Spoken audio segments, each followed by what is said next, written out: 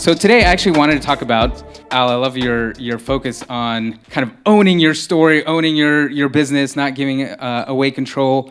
That was my original intention. Those are the ideals that I had, and I just wanted to tell you the story of what actually happened, how my story kind of deviated from that, and how Webflow stumbled into being what a lot of people consider a bootstrap company, but that's not actually true, and how we got to something that is now profitable, but there's a lot more nuance to that. So Webflow, actually, I tried to start it 4 different times. The first time it was with this random guy that I did web design projects with. Another time, a year later, it was with my college professor. Then I got a full-time job, and it was with a couple buddies that I worked at Intuit. And this last time, hopefully final time, it was with my brother, which I'll talk about in a little bit. So some lessons there is, if you want a successful company, which I think Webflow is, just shut it down a couple times and start again. And make sure to mix up your co-founders, because you kind of have to, try them out. And you end up with your siblings anyway, because those are the people you trust. So this is my sibling. This is Sergi.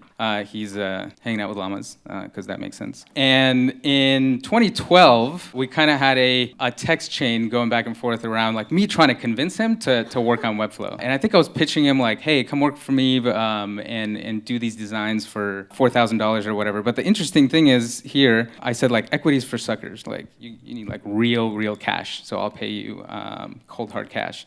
So that's kind of how I convinced him to do it. And we wanted to create a real business. We wanted to do exactly what Al was doing, real revenues, real customers, none of this VC business, no buying growth for the sake of growth, etc. We just wanted to build a really amazing product that solved their own problem. And we were yeah, of course, everyone's gonna pay us. Easy peasy, right?